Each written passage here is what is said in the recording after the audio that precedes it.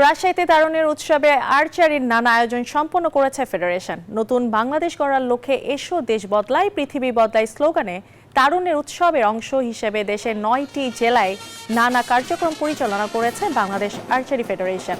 সপ্তম জেলা হিসেবে আজ রাজশাহীর মুক্তিযুদ্ধ স্মৃতি স্টেডিয়ামে ছিল উৎসব মুখর পরিবেশ। আমন্ত্রিত অতিথিদের আদিবাসী কায়দায় বরণ করে নেওয়া হয়। কলসি মাথায় নিয়ে নাচের ঢঙে ফুল ছিটিয়ে অতিথিদের স্বাগত জানায় রাজশাহী বিভাগীয় ক্ষুদ্র নিগোষ্ঠীর কালচারাল একাডেমির মেয়েরা।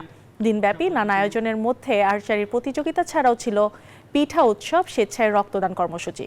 আর্চারি ফেডারেশনের সাধারণ সম্পাদক কাজী রাজীব উদ্দিন চপল জানান, প্যারিস অলিম্পিকে অংশ নেয় আর্চার সাগর ইসলামের বাড়ি রাজশাহীতে। পর্যাপ্ত সুযোগ সুবিধার ব্যবস্থা করা গেলে রাজশাহী থেকে আরও 10 জন সাগর ইসলাম তৈরি করা সম্ভব।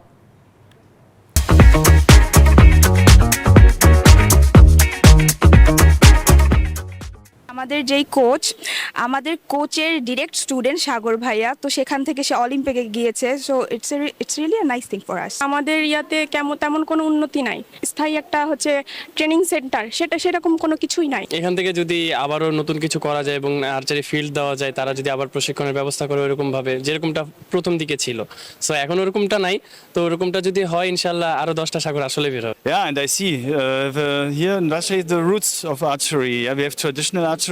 From that, we have the bridge to the modern archery, to the competition sport. Shagor Islam make the quota place. He was in the Olympic Games.